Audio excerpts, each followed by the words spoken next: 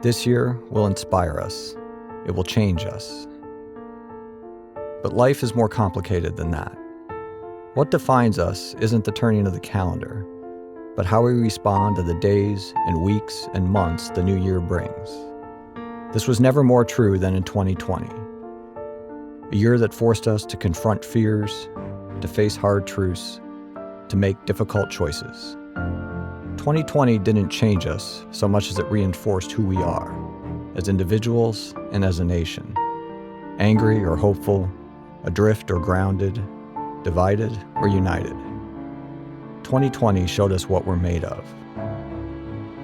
It revealed us.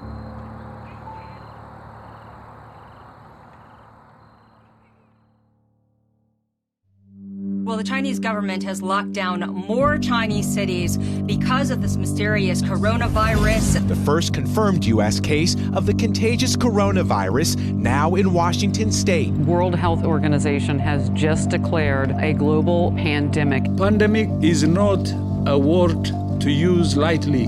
We are all in this together. We must put politics aside and unify together as one nation and one family. Dr. Acton just signed a stay-at-home order for all Ohioans. I don't want you to be afraid. I am not afraid. I am determined. At first, the threat feels distant. Something about a virus in China, about sick people half a world away. Then, it's everywhere. No Olympics, no school, no weddings or funerals. We're told to stay home, to be patient. We're all in this together. Nina Salzman is 7. She lives in Bellevue with her mom, dad, sister, and a cat named Dolly Parton. When Nina's school closes, her dining room becomes her classroom. Her parents, who are working full-time jobs, become her part-time teachers. Oh, that's what she is? Okay, that's cool. I was going to school and everything, and then my last day of school was March 13th. Good morning, everyone. Give me a thumbs up. How was your evening? Did you have a good night? All right, let's run through the schedule for the day. Miss Pitzer? Yes, ma'am. How do you pull up a keyboard? It's underneath your slide. That's where I want you to type it. Sound good? Okay. Find it? Yeah. All right, today is math.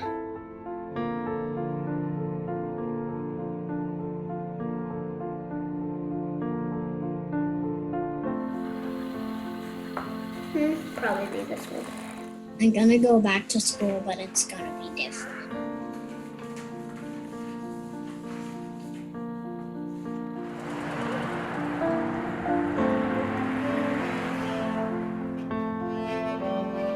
Early on, people pull together.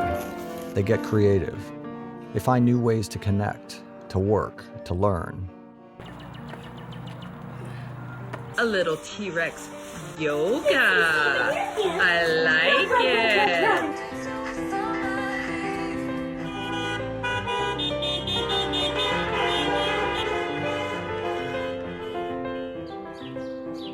Donna Kinney is a cancer survivor who lives alone.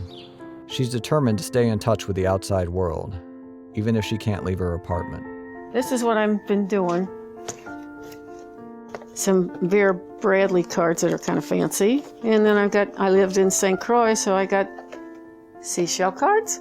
I've got all kinds of stuff in here. This is a new box. You know, it's fun for me, and I love hummingbirds, so this is my second batch of stuff. I'll get more. I've probably spent $100 on stamps. And somebody said, that's crazy. And I said, no, it's not. I know what it's like to get something in the mail that is not a bill. I tell them, you know, thinking of you, hope you're doing all right, and call me if you want to chat or drop me a note. It's worth it to me to try to make somebody's day a little better. We got to take care of each other now, especially now. We don't know what's going to happen. And every morning I thank God for another day. Many seek solace from religion, but they can't worship as they once did. Regardless of their faith, believers confront the same dilemma. How do you support one another when you can't be together? Say amen and honk your horn. Come on, man. The building is not the church. The church is inside the people. The separation is what is the killer. When we are not there together, mixing and shaking hands and hugging, it creates a loss. This is a time for all of us in America and throughout the world of deep uncertainty. We had to find a way to still be relevant in the lives of our people, even though they weren't going to be able to come to the building. We really shifted and had to understand, how do we pastor people from a distance? This too shall pass. We don't know when. It didn't come to stay. The pandemic is more than an inconvenience. It's now the greatest health and economic crisis in generations. People are getting sick, losing jobs, missing rent payments. Those who have the least suffer the most. No matter how you look at other people and what they have, there's always someone who has less.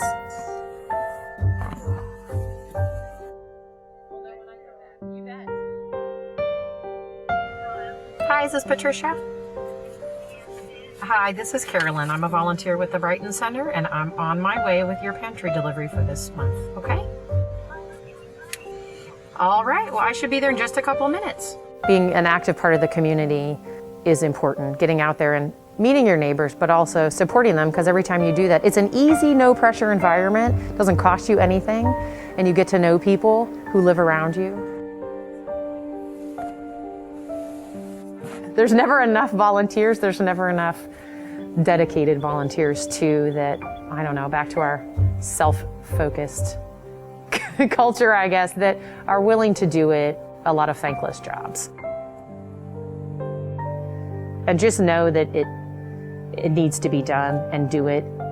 Be glad that you have the resources to do it, and the time, and the good fortune, and the skill. I don't see volunteering for anything pandemic related, really, or even just volunteering as someone who's interested in maintaining community, building community, and just making a difference, ever not being a part of my life. There you go, ma'am. You're welcome. Stay safe. You too.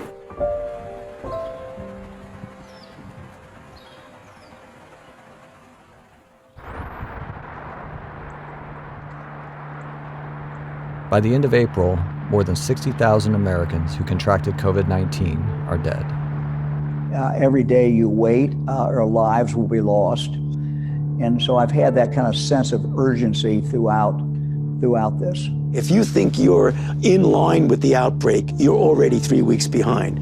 And that's the reason why the kinds of things we're doing that may seem like an overreaction will keep us away from that worst case scenario. We didn't have effective treatment because we hadn't seen it. The early mortality rate was terrifying. So there was the fear of the unknown, but also how much more deadly it could be because of what we didn't know.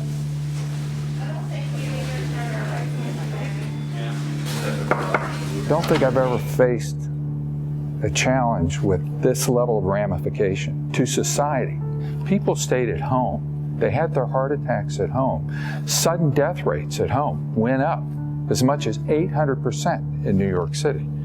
People didn't want to come to the hospital. Their primary care docs said, don't go to the hospital, because their fear of COVID-19. Sherry Kleckner is a medical assistant at a drive-through COVID testing center. One day in March, her uncle shows up, coughing and struggling to breathe. Soon, her father is sick too. Starting off with the 10, it started off slow, and then all of a sudden it was up to 200 people in a day, and it was exhausting. It still is exhausting. You just get to the point where you're just like, we're done. Is this ever going to be over with? People that come into work, they say that they don't believe it, and then I tell them, you know, I know plenty of people that have had it, and then I tell them, yeah, my dad died from it, and they're like, oh, like, yeah. It is real. He just kept getting sicker and sicker, and they actually had to put him on a vent. It was a Saturday.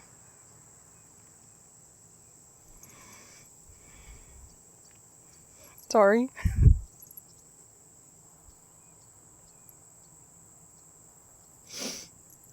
And they called us on a Sunday and said that we had to decide what to do with him because he wasn't responding anymore. So his girlfriend and I decided to take him off of the ventilator, and he ended up dying like an hour later, and we weren't allowed to be there. Couldn't even be in there to hold his hand, or the nurse actually said she was going to sit in there, and we FaceTime, but he, he wasn't there.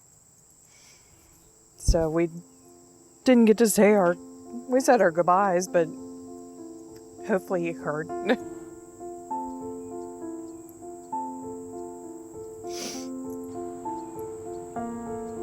When I was at the funeral home, I had a ID Dad's body, and I just said we should take his picture and put it up on a billboard and say, look, it is real. Makes me angry, because if it didn't happen, he would still be here.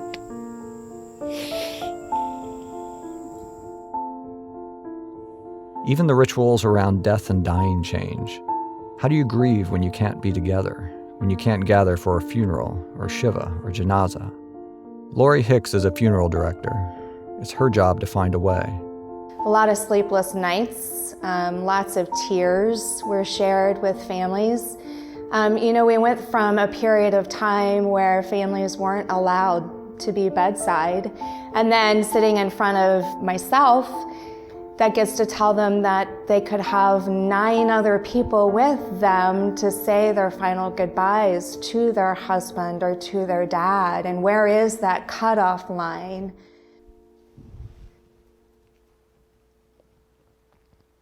Our lives are so important.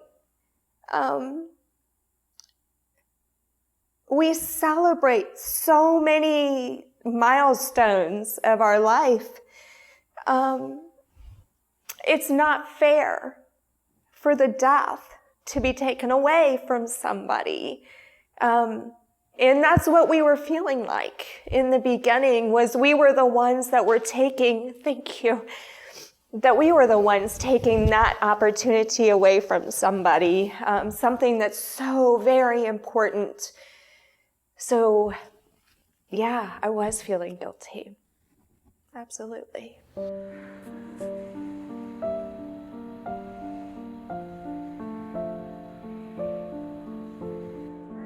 So we kind of went from, oh no, what are we supposed to do now? We can't do what we used to do. We have found out that we really can. It just has a little bit of a different twist.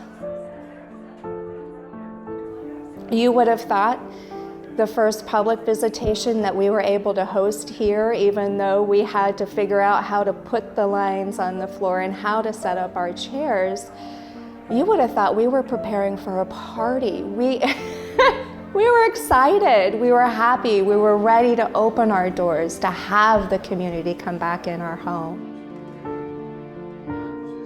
It's a new norm, but it's a new norm that feels better than where we were a couple months ago.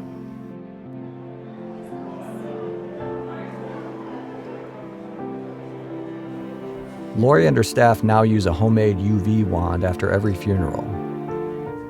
The ultraviolet light sanitizes the room and allows them to quickly prepare for the next service.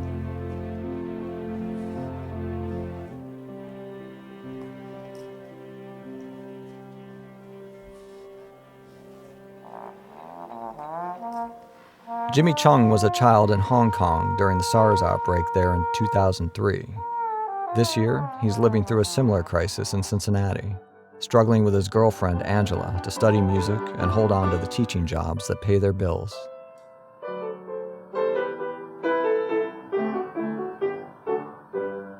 I still remember the day when I went to school and I swiped my card, right? And then the lock just wouldn't open. And I almost wanted to cry at that point. At first I was, especially in the very, very beginning in March, I was quite depressed and negative because I was thinking of a lot of uncertainties. I have nightmares of losing all my teaching jobs all at once. In March, I was also thinking about my careers. Music especially relies on a lot of people gathering together. I was like, yeah, if this is not going to end, I'm like, my career is done. Okay, Jenny, can you play a little? Yeah.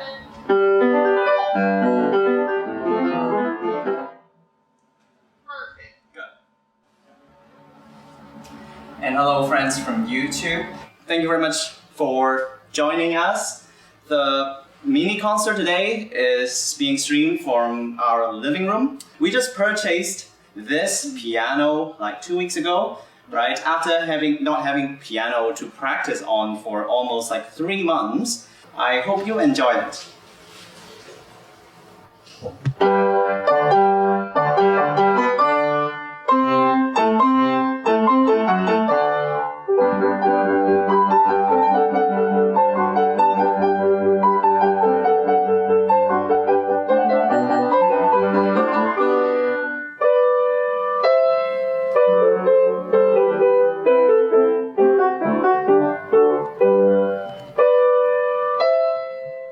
I worry a lot about my piano skills because frankly, we don't go a day without practicing.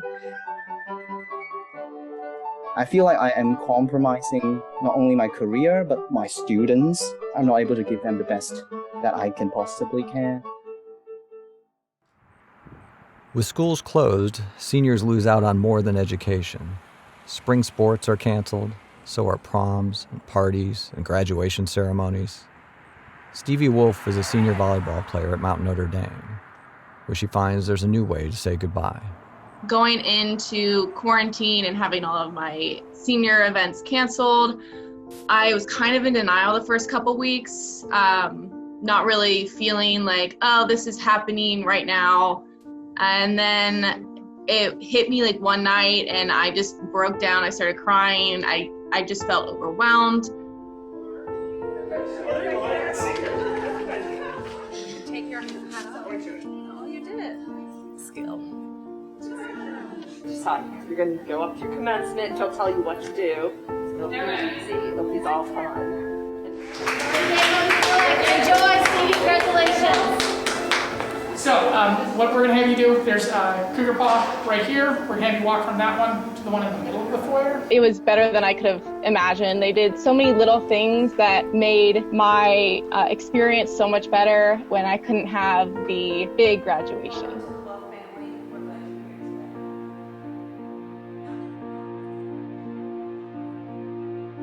It was very emotional to have my family there, and it was very intimate. At the end of the year, usually the seniors get a senior walkthrough, and we didn't get to do that this year, but the administration did such a good job. They took pictures and they hung them up on the lockers as we walked through. I got to see some of the teachers that I had gotten really close with, and I can't even put into words how much it meant to me.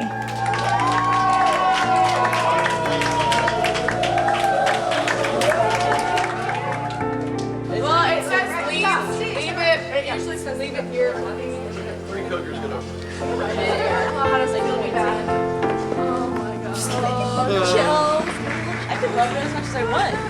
Last time in the gym.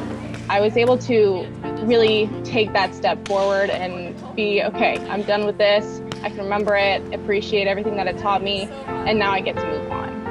This is real. I'm actually going to college. As the weeks wear on, COVID cases begin to decline. Death rates fall, the curve flattens. The shutdown is working, but it comes at a cost. Millions are out of work. Businesses, both large and small, close their doors and send employees home. For the first time ever, American society, Democrat and Republican, decided to shut down to cure a medical problem. Never did I expect in March we would be forced to close our doors. I think you should be honest about how sad you've been. The saddest day of my life was the day we had to lay off 600 employees. This was the most difficult year in my career. We had to make decisions that devastated people financially. We had to ask small businesses back in March and April, when we didn't have the tools to fight this, to shut down for periods of time. Some of them have never and will never reopen their doors. Those are people's dreams that you're asking them to sacrifice. LaTroya Goins is a home health worker, and her husband, Jesse, is a janitor. The shutdown puts them both out of work. With 3 young children to feed, they delay plans to start their own business and focus instead on finding steady jobs. It's really, really, really frustrating and really hard when you don't know if you can, walk outside today and still have a job. Because we planned on starting our business, which was going to be janitorial. That definitely would have benefited because of Corona and all that, because that's the need right then. It's just frustrating that had to put it on hold. COVID has been very, very, very difficult. It's a struggle. It's a struggle. We all need each other, and if nobody in 2020 realized that by now, I don't know what to say. And what Brittany did to bond all of these restaurateurs from all over the state of Ohio, she recognized that the only way we could come out of this and survive is if we all stood together and bonded. It's teared me up. My assistant says, she told me today, she's like, you say this too shall pass every single day. I'm like, well, that's the motto. We're not going to be in a COVID world for the rest of our lives. I have a duty right now of here's what I need to do to keep this company not here for just the next, 90 days of zero revenue, but for the next 5, 10, 20 years, because this is family business. We're generation 2, and we love this business. If the pandemic continues well into 2021, if the business does not return, if job creation is not real other than minimum wage jobs, the American dream is going to be a nightmare for a while. In time, fear of the virus turns to frustration and to anger as some push back against safety precautions. The advice of medical professionals becomes controversial. Mask wearing becomes a political statement. We've seen an incredible outpouring of support, but there have been those that don't. And what we have seen, and maybe it's amidst the current political environment, is more aggressive disagreement, anger, threats, even terrorism. And there's times when I haven't been able to take steps because the public just won't go along with it. Mr. DeWine, open us back up. Allow our nation, allow our country, allow our state to get back to business. Let us get back to work.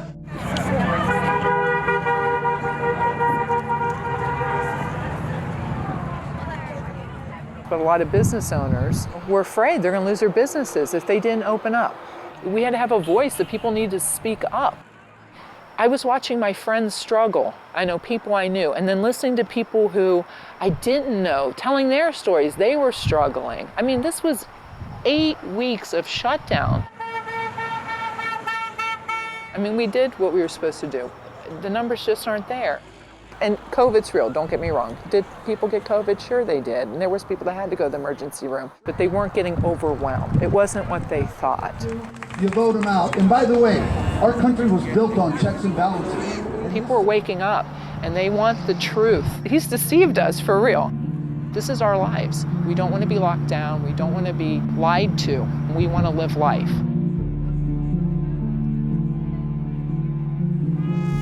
In April, protesters furious about restrictions in Kentucky gather outside during Governor Beshear's daily press briefing. They attempt to shout him down as he discusses the mounting death toll.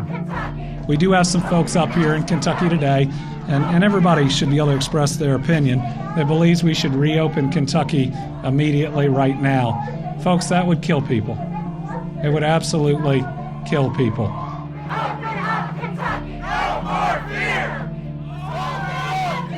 Today, we've got a report that we have lost 7 more people to the coronavirus. And I'm trying to read out the information of people who died.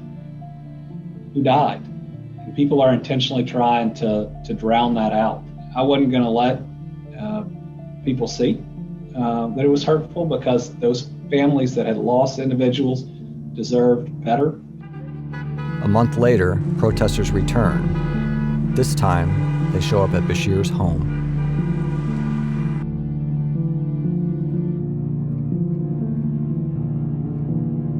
Crossing over barriers, standing on the other side of the glass from where I raised my kids, and hanging me in an effigy? That's an action intended to use fear to get their way. I will not be afraid. I will not be bullied. And I will not back down.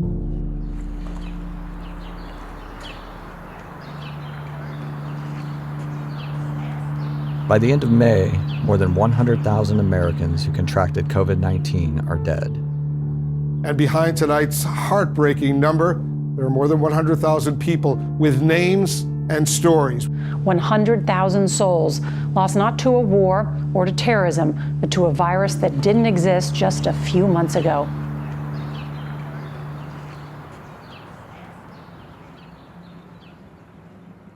Good afternoon. We're coming on the air now with breaking news in the killing of George Floyd, who died on Memorial Day. There you see him right there. Let me see your other hand. Please, both hands. Do nothing.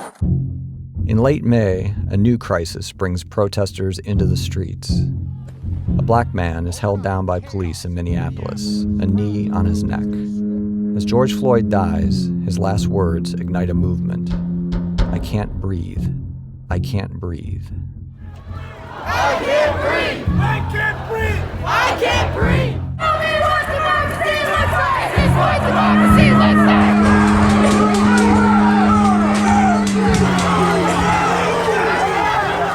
Move back. Move back. The journey of 1,000 miles begins with one step. The journey of 1,000 miles begins with one step. Although we may not know where the road will lead, we know that love will always guide our feet. Oh, the journey of 1,000 miles begins with one step. What do we do? Stand up like that. Monica Oyedeca is a singer and a school administrator in Cincinnati. When she sees video of Floyd's death for the first time, she weeps. Then, she adds her voice to the protests. I wanted to give a safe, open space for people to sing, rap, read poetry, chant, cry, lament together. Because so many people, yes, they're angry, and yes, they're protesting, and yes, they're marching, but there's not a space for healing. There's not a space to put any of that energy, just get it out of your body. I have a lot of nieces and nephews, and I just kept thinking, if my younger nephews, when they get older, were gonna ask me, like, what did I do in the summer of 2020? Where was I? What did I do? I just didn't want my answer to be like, oh, you know, I posted stuff on Facebook. That wasn't a good enough answer for them. That wasn't a good enough answer for them. You know, you can fight for freedom in a whole bunch of ways. And one of them is singing. And you can heal yourself in a whole bunch of ways. And one of those is singing, too. I went down to the jailhouse. And I took back what they stole from me. I took back my dignity. I took back my humanity. And now they're under my feet, under my feet, under my feet, under my feet. Ain't gonna let no system walk all over me. I've seen a lot of things in my nearly 32 years. 2020 will be one for the ages. A pandemic, civil unrest, and to see a profession that I care about so deeply, to see so many wrongs taking place in such a short period, it's impactful. Cincinnati Police Chief Elliot Isaac believes the response to Floyd's death is unfair to most police officers, but he acknowledges there's work to be done. Outside police headquarters, he takes a knee and prays with protesters. We in law enforcement, we agree that there are wrongs and things that need to be corrected. But I ask that the citizens of Cincinnati grade Cincinnati police on their performance. I'm concerned about the future. I want to see lasting change come out of this, not knee-jerk reactions. I am bubbling with joy to see at last our younger brothers and younger sisters out in the streets. Peace, power, all that kind of stuff. It couldn't have come at a better time.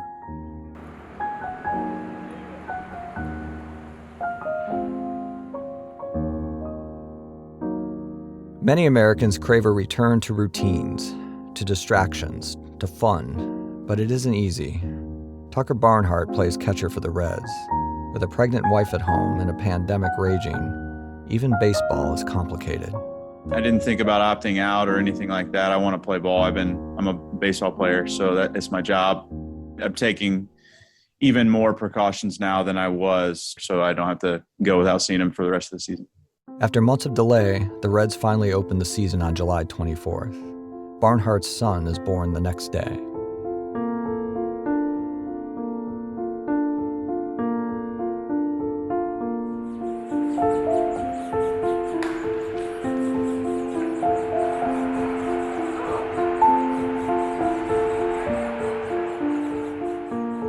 My wife had to be tested every single time that maybe she would go home when we would go on the road and come back.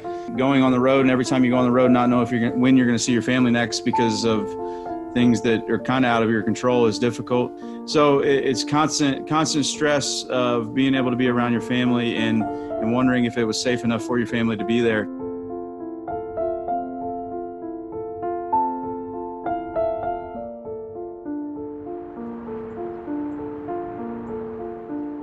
By the end of July, more than 150,000 Americans who contracted COVID-19 are dead. Businesses begin to reopen in the summer. Restrictions are eased, and the virus surges again. People want to get back to normal, but maybe this is normal now. Life constantly interrupted. We don't get out. We don't get out as much as we usually do.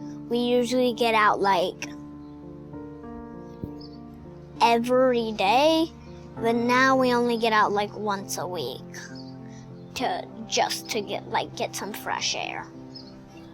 I just feel trapped kinda, so I just feel like I want to get out.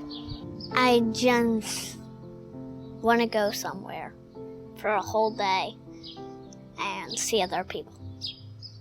Those are the 3 things I've not been able to do during the summer.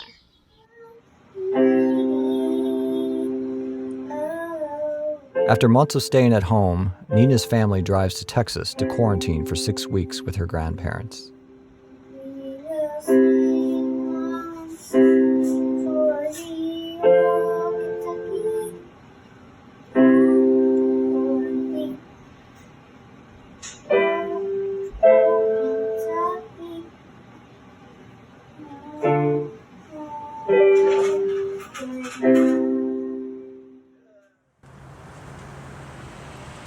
I'm nervous, kind of scared, got all of the jitters coming, I'm officially moving out on my own, away from home.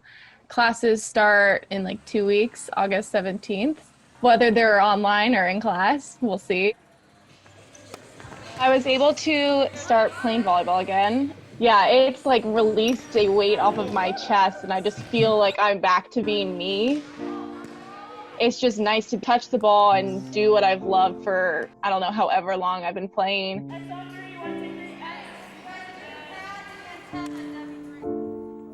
Despite the second wave of the virus, some try to return to a semblance of the life they led before the pandemic. For others, though, the frustration, confusion, and isolation grow.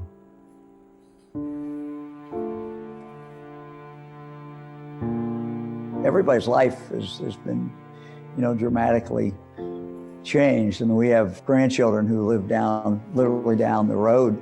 You know, we go down and see them, but we see them outside. We see them with masks. Sunday morning, we had a new granddaughter born, but you know, we're not gonna be able to hold her. We're gonna look at her from a distance. It's gonna be weird. For me as a daughter, for him, he is older and at risk, and so he doesn't get to go into the restaurants, which causes him, you know, to be very sad a lot. Isolation is depressing. And so, you know, he still does go to the restaurants here and there, but we're pretty protective over him. She's kept me alive. She's kept me alive.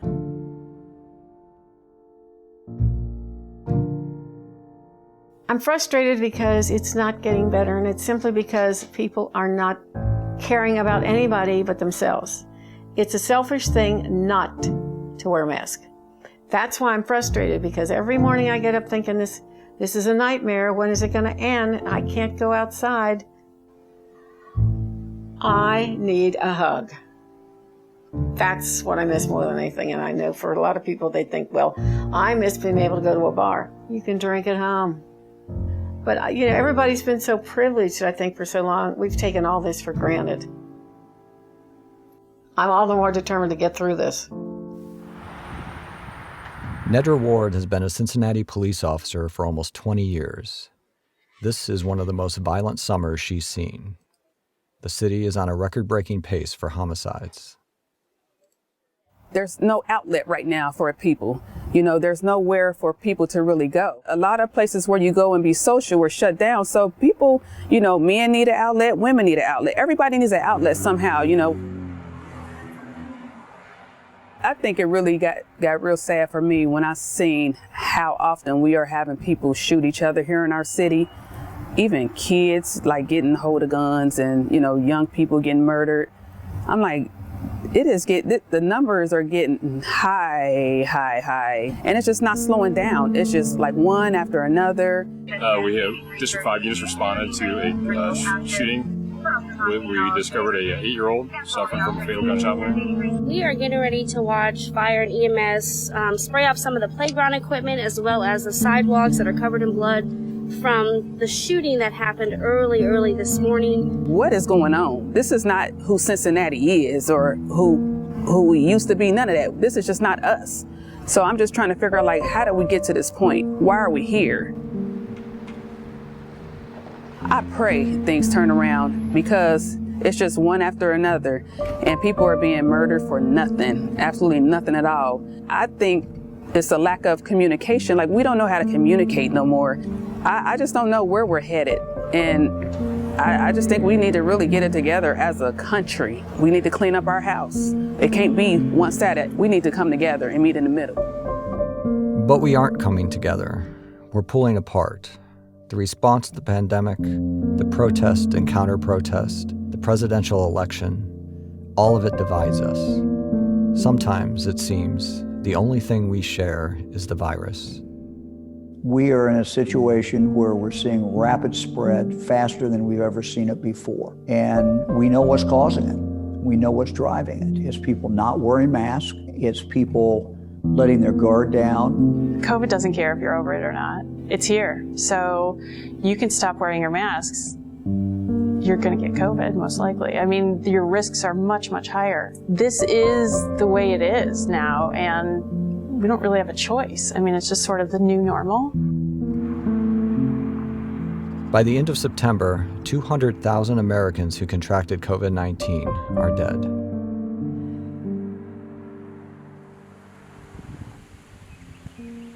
Sherry Kleckner's father didn't get a funeral in the spring. So in late summer, family and friends gather at his childhood home to scatter his ashes. Two of Sherry's uncles, who also fell ill with COVID, are still struggling to fully recover.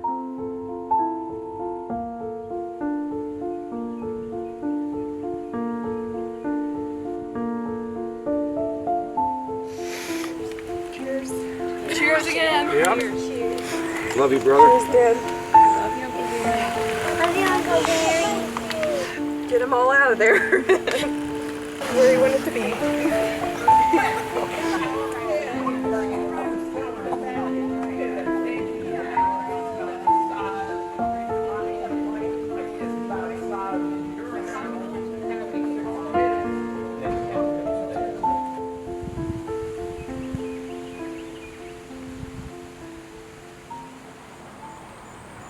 The election magnifies our differences.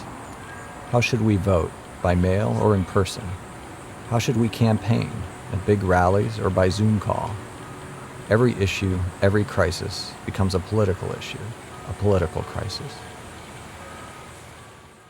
Our politics is as divided as they've been since the 1960s. Each side is playing near their base. There's 10% in the middle that don't know what the hell to do. We're incentivized to yell at each other and not to listen. This is going to be a biggie, and we need it. I think everybody's on the same page. We're going to have, hopefully, a big turnout everywhere. A lot of times people don't think much about elections until a presidential year, and then all of a sudden all the focus is on elections and how they're administered. Sherry Poland is the director of elections.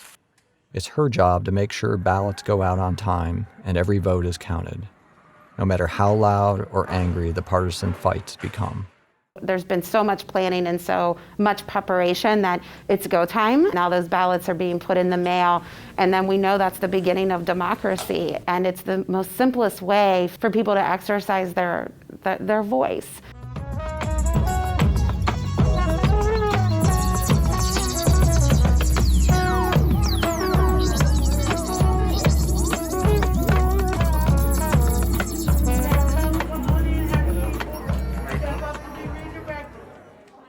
I'm always so impressed with the voters, you know, and things. There might be a lot of noise surrounding them, but voters they always just peacefully exercise their right to vote and respect one another.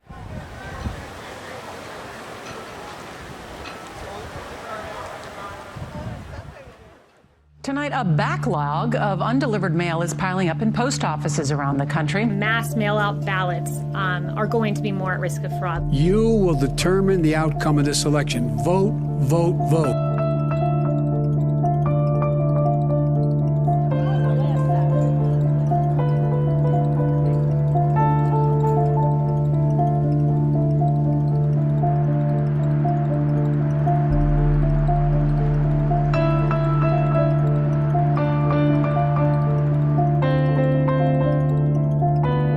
This morning, America's election making headlines around the world, anxiously awaiting the outcome. The world witnessing an election unlike any other.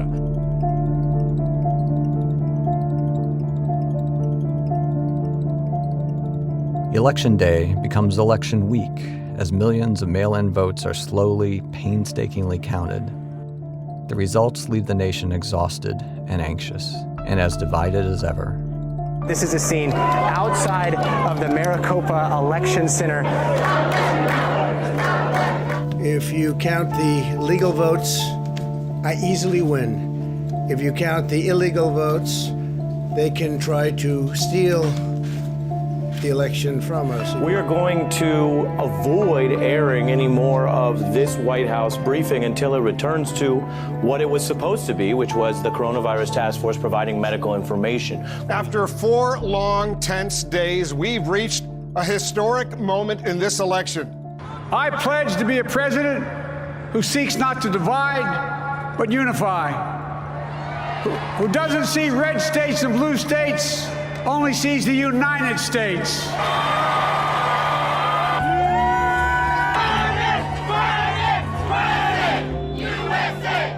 This event in Freedom Plaza is billed as one to support President Trump, organized in just the past week as a way of showing force in the wake of his election loss. Counter-protesters clashed with those who turned out for the president, even throwing fireworks. There were fistfights to all-out brawls, which stretched into the early hours this morning. After weeks of blocking the Biden transition, the Trump administration backed down late this afternoon and is now allowing it to begin. By mid-December, more than 280,000 Americans who contracted COVID-19 are dead.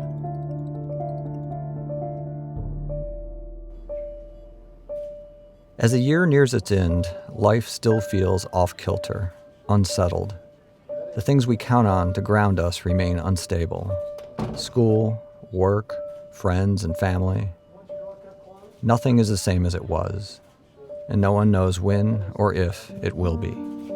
That's what's hard, I think, for people who see the reality of reality of this every day and live with it every day, and to still know there are people out there who are saying this thing is not real. It's crazy. I worry that like everybody's waiting for this vaccine and then that's going to be the cure-all and we're all going to be fine and everybody's going to go back to the way it was. But I think we have to be realistic that we may be dealing with this for a long time. The thing that I've been thinking about a lot in 2020 is as everything is shaken, look for the places where God is redeeming, that there's an opportunity for things to heal. I'm trying to do the best I can. That's why I said I'm keeping a journal, and I wrote something in my journal to the effect, I think when this is over, I will have learned something from it and be more appreciative than I've ever been of getting up in the morning. And my balcony, which I never really did anything with, I go out there every night. And Adam, the 4-year-old next door, and I, we blow bubbles. we do bubbles on the balcony. Being on that balcony every night gives me a feeling of freedom and more normalcy. But I never really appreciated that balcony till now. How we get through this all depends on the type of people that we're willing to be. It's all about protecting your neighbor. It's all about putting on the mask for the 100th time, even though you don't want to. Be good. Our ability to sacrifice for each other is the key to saving our economy. Compassion. Us doing the right thing to protect one another is the key to getting our kids back in school for learning. And compassion is critical to saving lives. So I think we have seen a whole lot of the very best of us. And we've seen some of the very worst of us.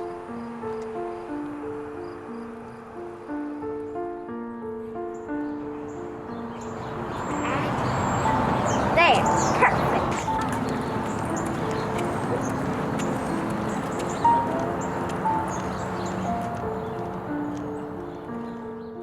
"2020 didn't change us. It revealed us. We saw in ourselves all that we're capable of being. The year ahead may reveal even more. COVID is spreading faster than ever, and hospitals are filling up. The economy continues to struggle, and millions remain out of work. Vaccines are on the way, yet their arrival alone won't end the pandemic. So much is beyond our control, but not all. How we respond to whatever comes next is up to us. The choices we make, the stands we take, those are what will define us. And while we are, as many have said, in this together, we also, each of us, must find our own way.